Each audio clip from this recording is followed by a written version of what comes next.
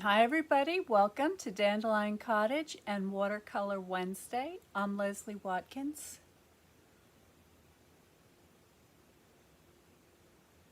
So thank you for joining me today. I'm going to be painting some Echinacea flowers. These are also known as the purple cone flowers, and they are particularly distinctive because of this great big center. So that's what we're calling the cone.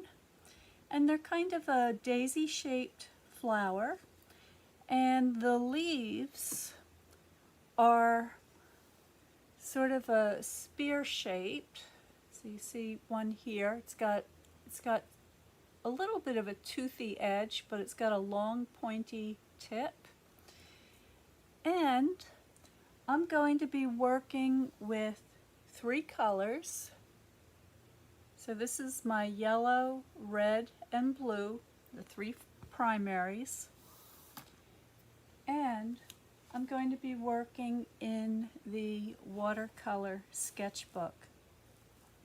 Now I've come to a page here where I did one little example of an echinacea flower, and I thought what would be fun to do today would be to design a horizontal border along the bottom of the two pages. Now I'm not going to be able to finish the entire painting in one setting, but what I can do is I can show you how to add some leaves and additional blossoms. So that's what we're going to do today. And I'm checking my settings here, make sure that we are live and that you can see me, and that looks good. Okay, so I want a border spanning both sides of the spread, but I want the flowers and the leaves to be different heights, so a little added interest.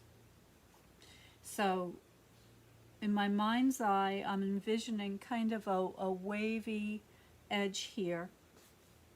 So let's see, and I also don't want all the flowers to be facing in the same direction. I want to see the back of some flowers. So for instance, if I do and I know this is very light, I'm drawing very lightly and you can't see this very well, but I'm just going to sketch in an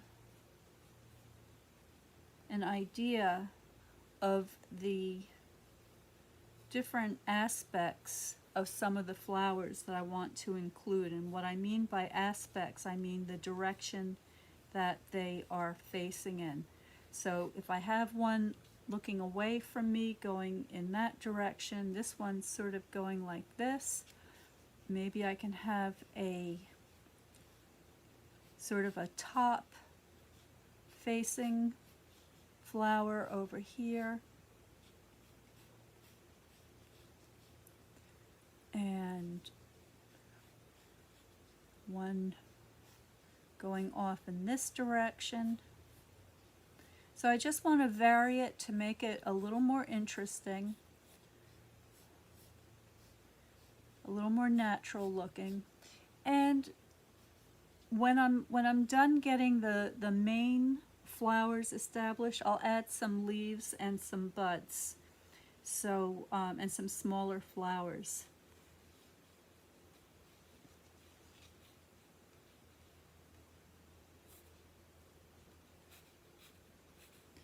So what I do when I'm determining the direction that the flower is facing, I imagine where the stem of that flower is going to be attaching to the back of the center. So I'm imagining what it would be like to look through the center of the flower and determine where that point would be. So to remind me of what I have in mind here, I'm just adding the stems because the stem is going to act like a kind of an arrow pointing me, or pointing the flower in the direction that I want to look at it in. So now I've got three over on this page, and I've got 2 here, so I want to add 1 more, and I've got going this way, so I think I'll have this one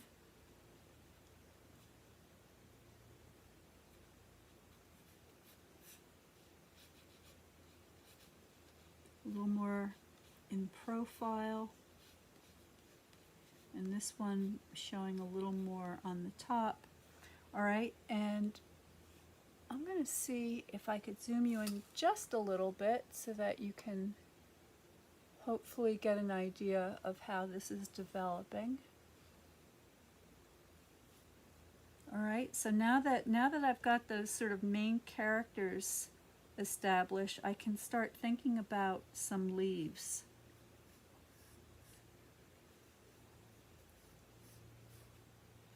And for the leaves, I'm thinking the same way, varying the direction so that they're all a little bit different.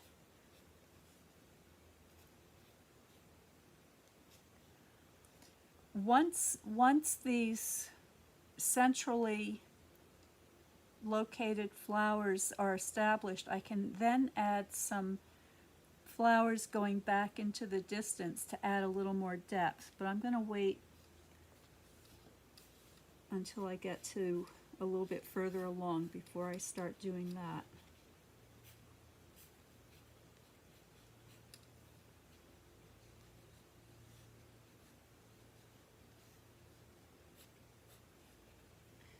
And I'll have another leaf coming across the 2 pages. Okay, so that gives me a rough idea, and if I follow the direction of the height of the different flowers, I can see I've got that nice wavy kind of line starting to happen. I think I could use another little shape over here. So the process for designing something like this is to just begin. Take the first step. Nobody knows hardly ever, I'm not going to say never, but hardly ever exactly where all the things are going to be right from the get-go. You build upon, it's a series of decision making. So you build upon what you've established, and then you look and you see what the next step is going to be based on what you've already done. So it's sort of informed decision making. The important thing is that you just take the first step. So today what I'm going to do is I'm going to work over here so that you can see what I'm doing better, and I'm going to try to push this a little bit higher so it's more in the middle. All right, and I'm choosing this one because I really want to do the back side of the flower. A lot of times people don't do the back side of the flowers. They're so busy looking at the beautiful front that they're not paying attention to all of the interest that's going on behind there. So let me show you what I'm talking about. So on the back of the flower, look at all that texture. There are all these little points all poking out like a little oh, I don't know, a porcupine or something. Look at all those little points there. So that's a lot of detail and a lot of interest that we can add to the picture. So if I just lay this across the page here, I think you'll be able to see as I go. I want to raise this up a little bit. Let's see, what do I have here to raise that up on? I'm looking around my desk. Maybe these paper clips will hold that stem upwards. Okay, move it over here so we can all see better.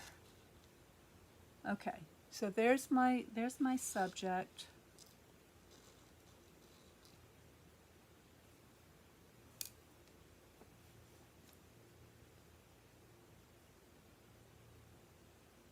Now, if you do not have an Echinacea flower, you can do a similar sort of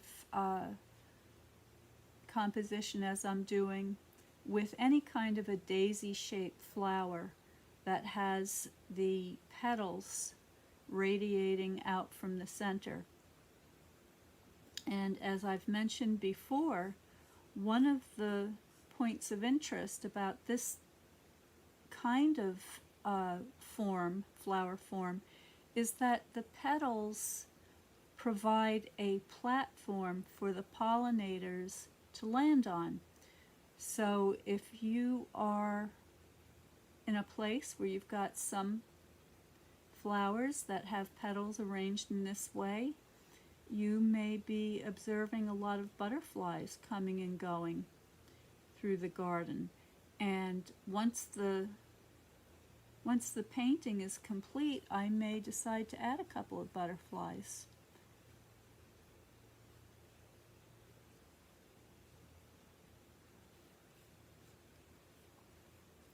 Now you can envision a kind of a circular conception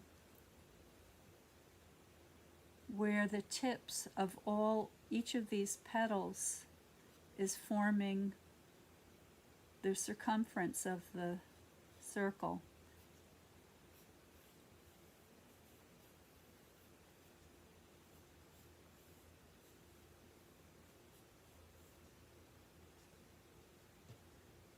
Okay.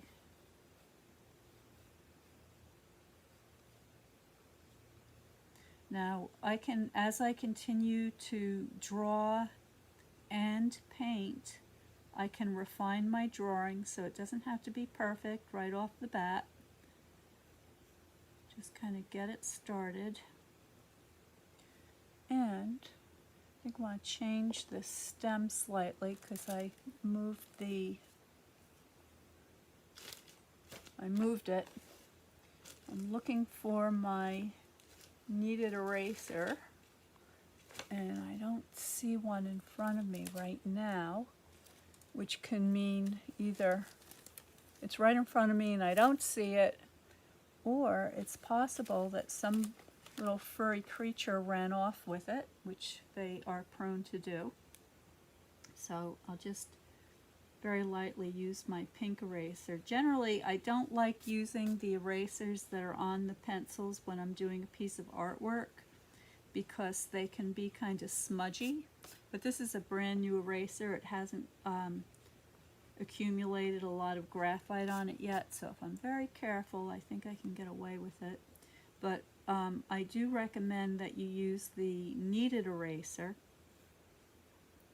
And if anybody's interested in the materials that I'm using, you can check them out at the website watercolorpaintbox.com, and I have a whole list of all of the materials that I include in a starter kit. And it is a no-frills collection, just the basics and very good quality materials, so you're not fighting the materials as you are learning all the other things. Alright, so I think that's enough of a sketch there for now. I'm going to grab a leaf. So here's a beautiful big leaf, and I'm going to add that kind of behind here. So I'm going to have the point coming up through here and then having it curl around behind these petals. And then over here I can see that kind of jaggy edge. I can note the veins. You This is the central vein. The veins on either side.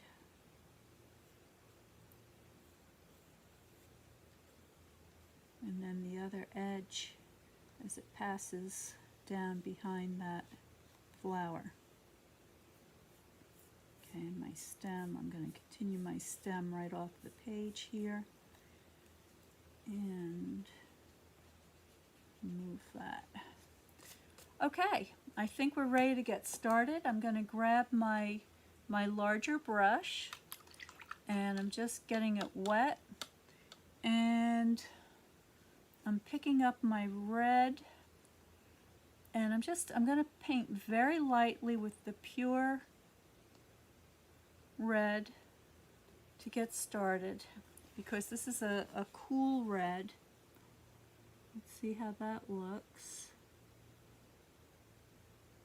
There we go. It's a little bit too dark, so I'm going to water that down a little bit. I just want to start very lightly. And also, I'm noticing that the back side of the petals are actually paler than the front side. So I want to keep that very light.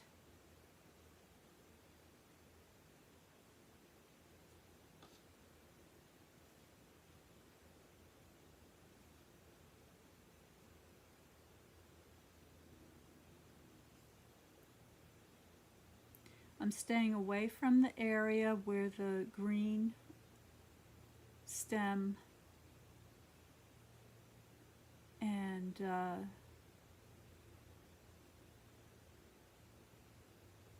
the sepals are.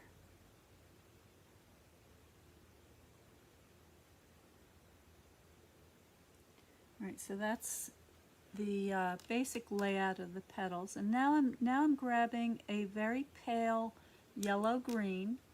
So again, with my primaries, just the yellow with a little bit of blue, keeping it on the more of a yellow green. And I'm just picking up what's on my palette here. It's a little bit muddy, and that's okay.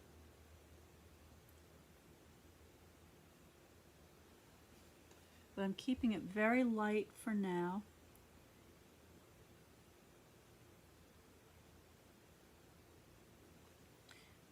And because I'm painting in my studio with the light coming from the upper left, I'm going to model this stem in such a way that shows that the highlight is right in here.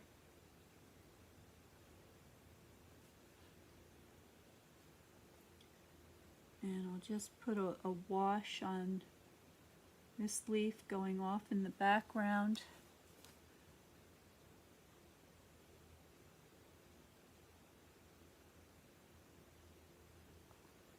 And the same over here.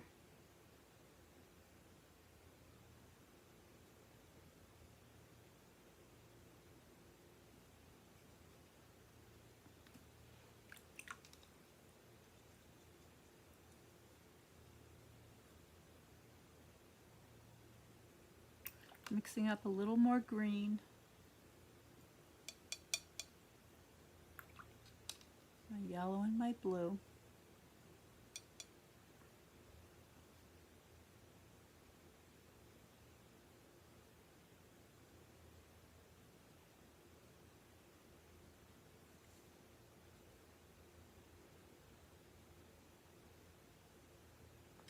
Okay, so that is my basic initial wash, and that gives me plenty of information now, so I know where all of the elements are located. So now what I can do is I'm going to actually switch to my slightly smaller brush, and I'm just going to do a little more careful drawing now with a slightly darker mixture. So I'm going to start in the center of the back of this flower, and I'm just clearing off a little space on my palette because it's getting a little bit runny here. So starting with my yellow and blue to get a nice bright medium green, I'm going to start to indicate some of the points of some of these sepals as they radiate out from the center of the back of the flower. Now, the area that is behind where the stem emerges from is in shadow, so I can go darker there. Okay, and then the stem also has some ridges on it, so I can add a little bit of that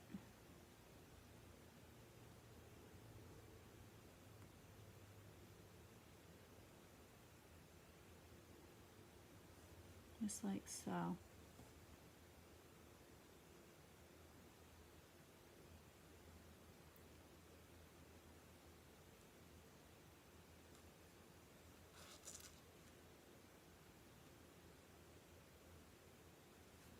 Okay, and if I take a slightly darker green mixture with more paint, less water, and a little more blue, so it's a tiny bit, just a little bit darker,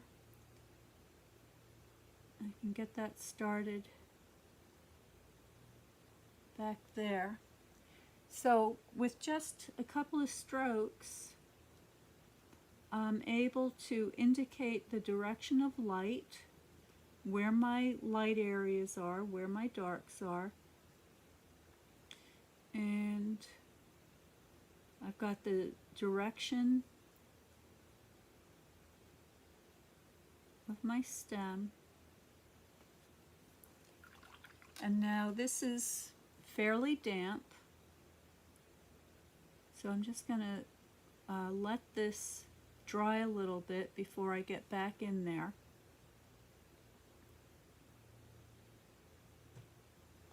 Okay, so while that's drying, I can go back into my red mixture, and I'm adding a little bit of blue to my red to make it lean slightly to a red-violet tone. And now what I can do, and I'm just going to move my flower a little bit over like so, I can begin to indicate some of the ridges on the back of the petals, and they're very subtle.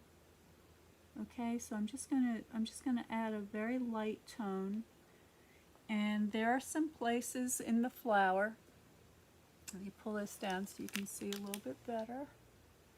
Okay, that's okay. Need to zoom out. There we go. So you can see that some of the areas on the petals are picking up a little bit of shadow. So I'm going to go ahead and start to paint those in, and the way I'm doing that is I'm just putting a little bit of paint in those shadow areas, and I'm softening the edge so it has a soft edge as the shadow dissolves into light.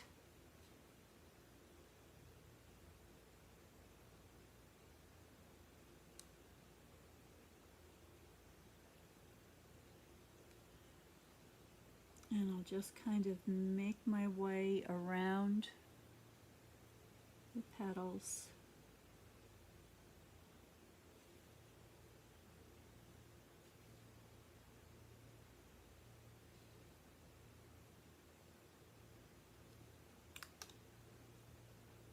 Taking my time,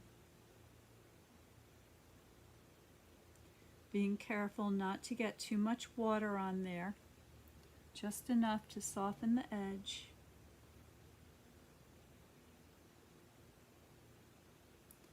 And I'm looking at some of the areas where there is a cast shadow by a petal that's in front of a neighboring petal. So for instance, this one has quite a bit of shadow on it, so I can add a little more value there to indicate the darkness of that shadow. The same over here. So I've got this sort of play of chiaroscuro, and what that means in this case is I've got a play of light and shade sort of alternating from petal to petal. And not only does it give me added interest and show the character of the flower, but it also gives me a nice opportunity to vary my values. And the values are the tones of light and dark. And I've got this little bug here he looks like I think he's drinking the water from the place I just painted. That's kind of funny.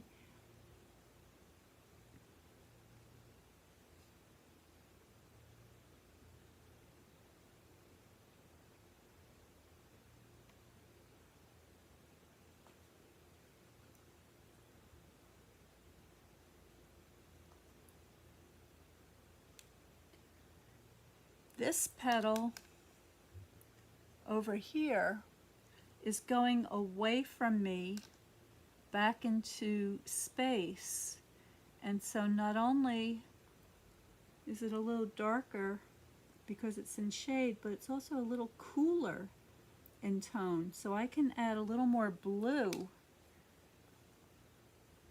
to that petal to make it appear further away. And then as it gets closer, I can add a little more red, and that's going to help achieve that effect of depth. There we go. My flower's moving all over the place here. Let's see if we can get this to stay.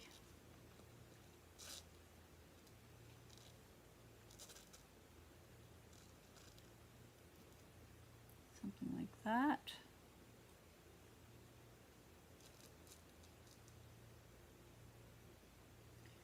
Okay, I'm going to do the same thing with this petal, cool down the tip as it goes away, and then warm it up with a little more red as it comes forward.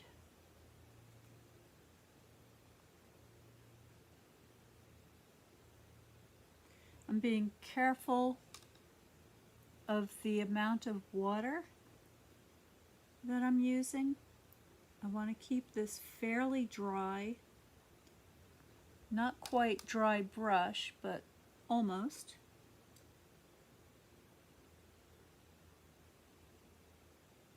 And all these little subtle differences will be hardly perceptible to the viewer, but it makes all the difference in the way the dimension of the flower is achieved. So now coming closer, a little more red to the petal that's nearer to me. This is all in shadow. So I can add a little darker tone there.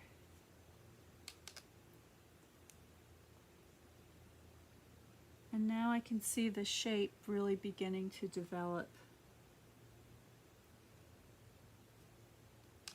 Now the other variation on these petals that I'm noticing is that as the petal goes away from the center of the flower and moves towards the tip, there's sort of a very pale greenish tinge.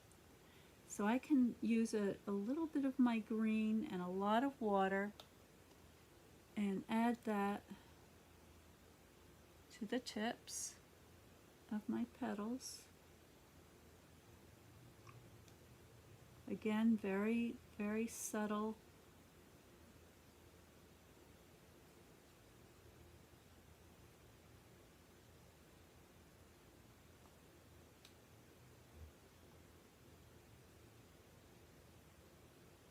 There we go.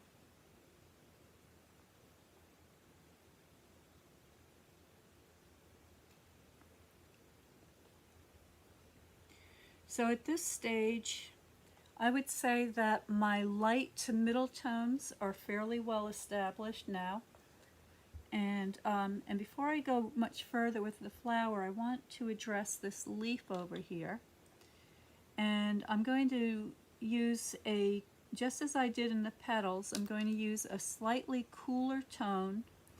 So a little grayer and a little bluer on this tip as it goes away.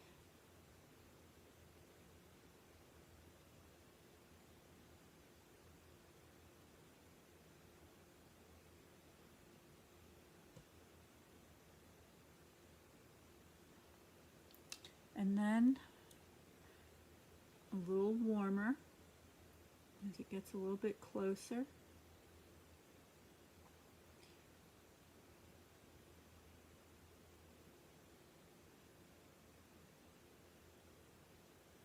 Now, towards the base of the leaf, I can really see that central vein and also the two major side veins. So I want to get those started before I go much further. And I'm painting them simply by leaving a white line. It's not white, it's the very, very pale first wash that I applied. So I think you can see how I'm doing that.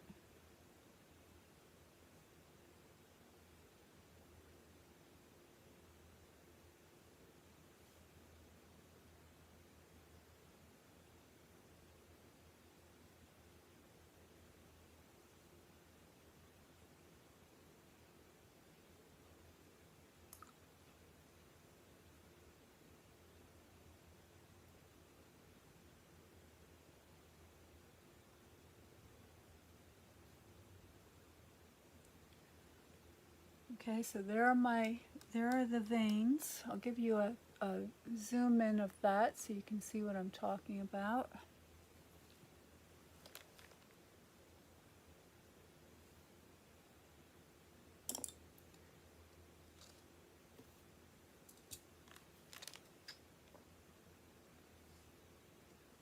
Okay, so I'm just leaving those veins without any of the additional paint on them, just preserving that light area.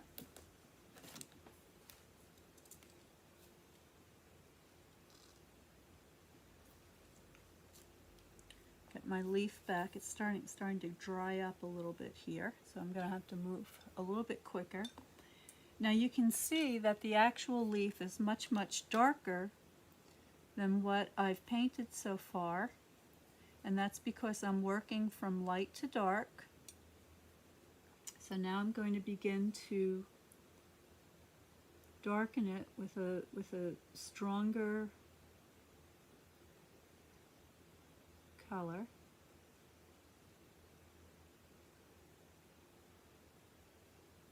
Being careful to indicate that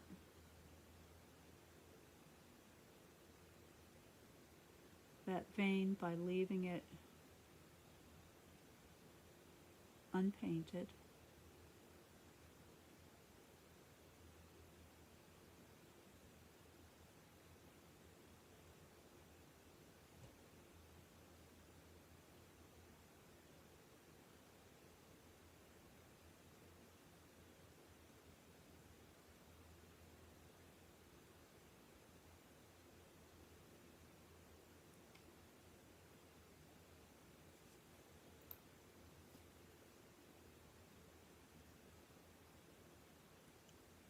Again, this edge is going away, so it's going to be a little cooler, a little grayer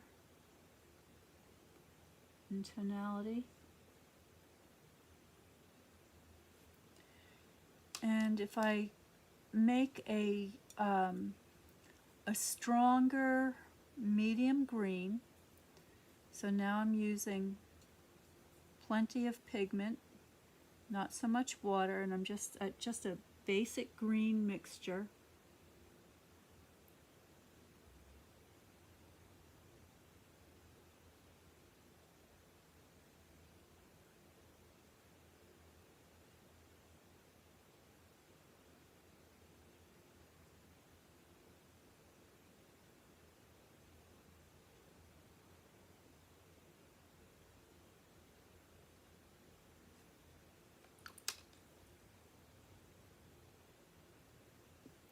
A little cooler over on the far side.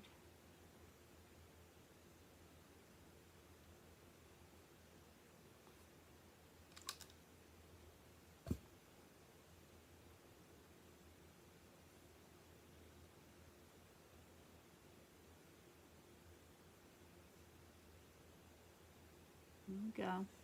And then on the near side over here, I can use a brighter, warmer green.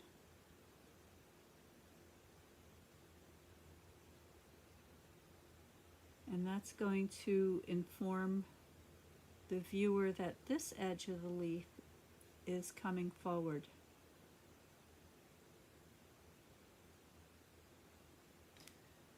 Okay, and you can just blend these areas a little bit better.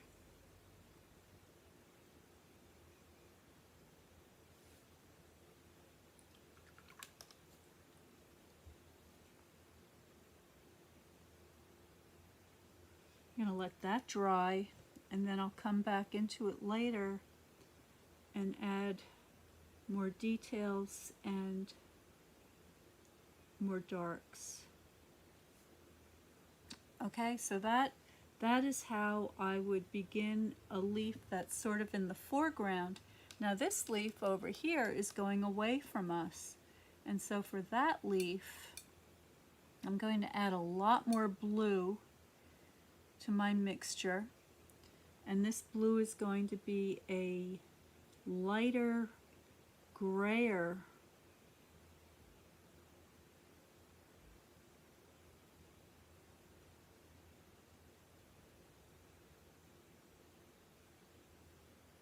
and add a couple of details.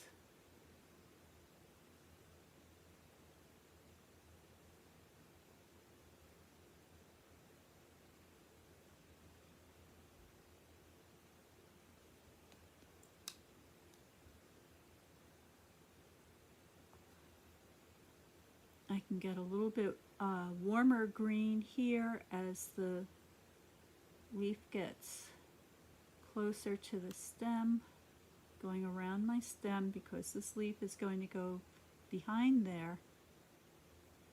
Okay, and that's going to come around here and attach.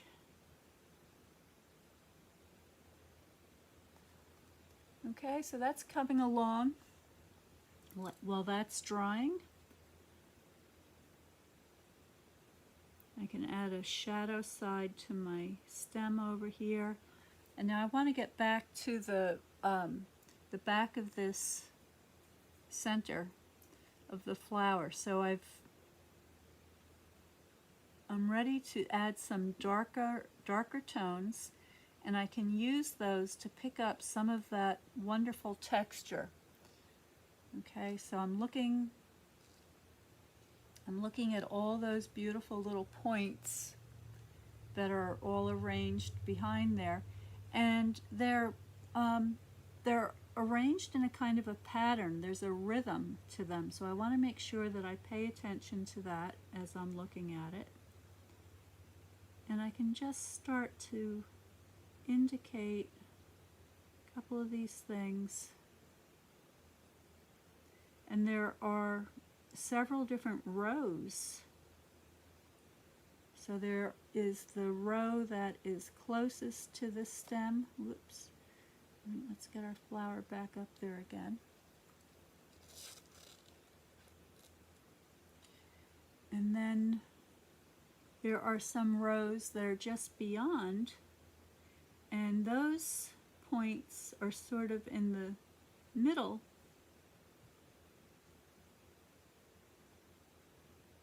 So I can get those kind of started and arranged.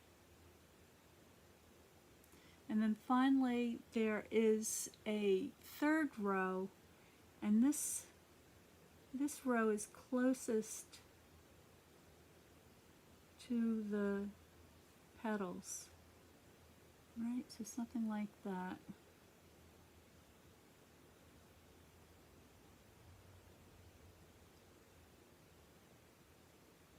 I'm a little bit darker on the shadow side of my stem. I can do the same thing down here.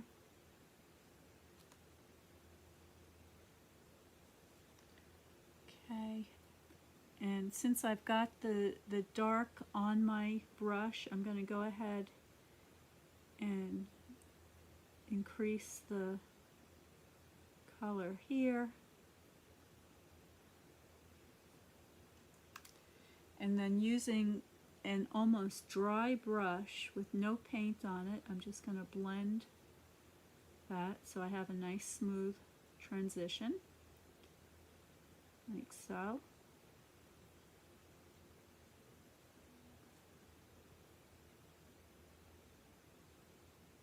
Get my points.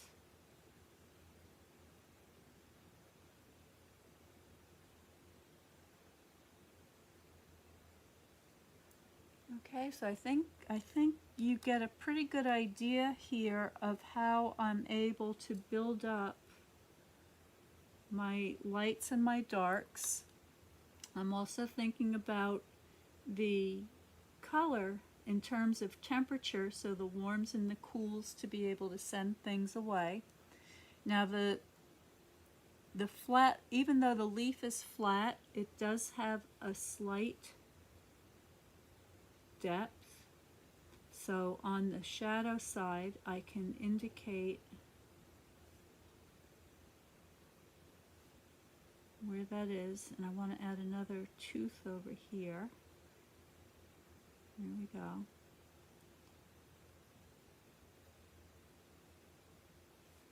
Okay, now I'm going to leave that alone for the minute.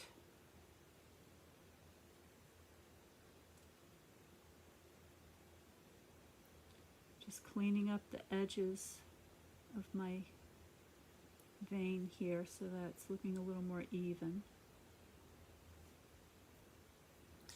And now I want to get back into my petals because I haven't put my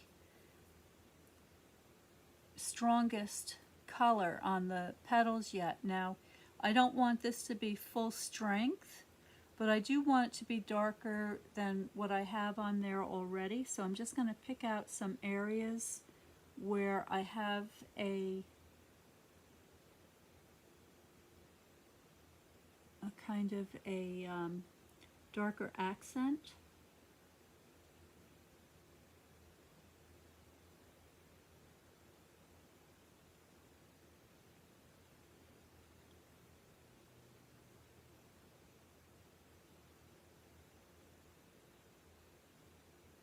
I'm observing the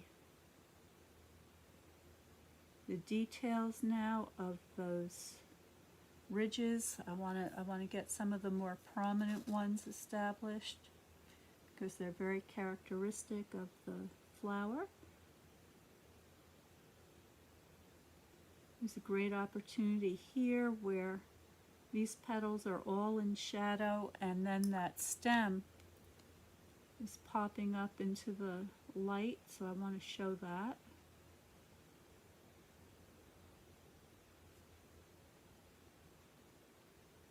Same over here.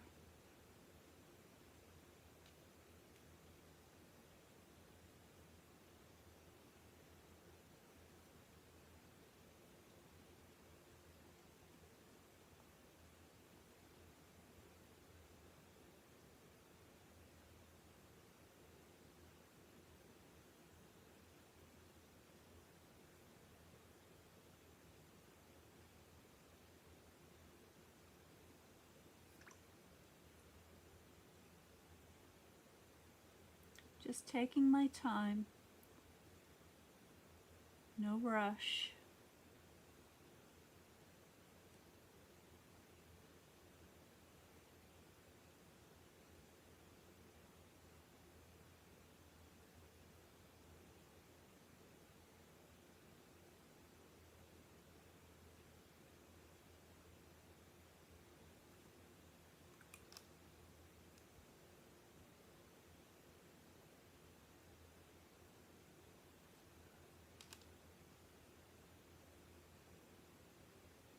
This needs to be a little darker over here. This is looking a little faded out.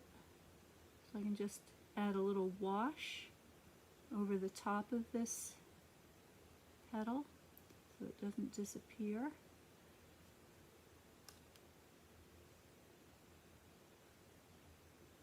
There we go. Now, one of the things I want to establish is the color. So up till this point, I've been painting with a lot of sort of dilute, not very colorful mixtures. But now I want to give this a little more of a pop. So the strongest colored petals are the ones that are going to be coming closest toward me. So they're going to give me an opportunity to really jazz this color up a little bit. So I can paint a glaze. So now that the petal has had a chance to dry a little bit, I can glaze right over the top of it and increase the color. But I don't want to do this all over the flower. I just want to do it in the areas where the petals are closest to me. And that is going to give us the impression of a form in space. Okay, spatial dimension.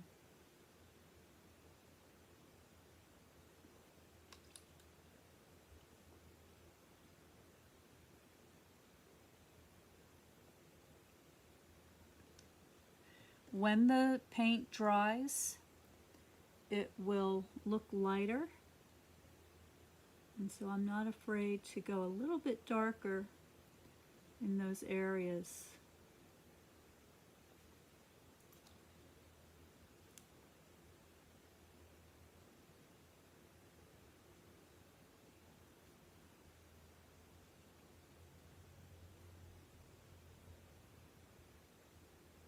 Okay, so I've pretty much reached the point where this paper's fairly well saturated, and I don't want to disturb the paint layer. So the best thing to do at this stage is just to walk away, let it have a chance to dry, and then come back to it a little bit later with a fresh eye, see what it needs, make any little additional adjustments that I may feel that it needs.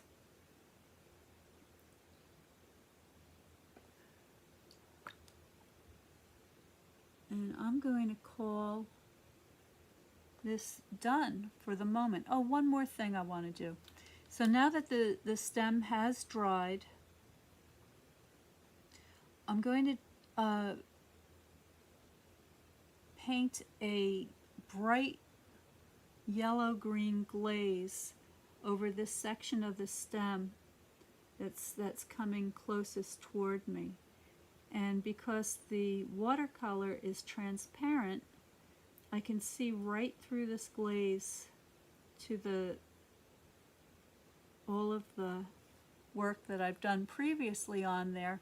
But what this is going to help to do, and I hope you can see this on the camera here, is that the contrast between this brighter, warmer green, and I'm going to zoom you in so you can see, hopefully.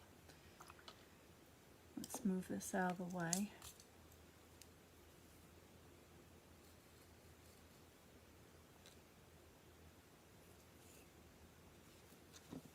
What happens there, I have to turn this upside down, but you'll still be able to see. So what's happening is this section, this green of this stem coming out towards us, juxtaposed against this green leaf that's painted cooler, grayer, and more indistinct, the juxtaposition causes this to look further away and this to look closer. So that's what your temperature and your color mixtures will do to help you to achieve that spatial dimension. So let's see if I can get a little closer here so you can see that. There we go. So I think that that's a lot of information to give you right now. The other thing I can do to help achieve that effect is that as this tip of this leaf comes closer, I can add that warmer, darker green, just like that, and even add a little more yellow, and that's also going to help achieve that effect. And just kind of blend that together. Alrighty, so there's still lots of opportunity here to add more detail, but like I said, I don't want to disturb the paint layer right now.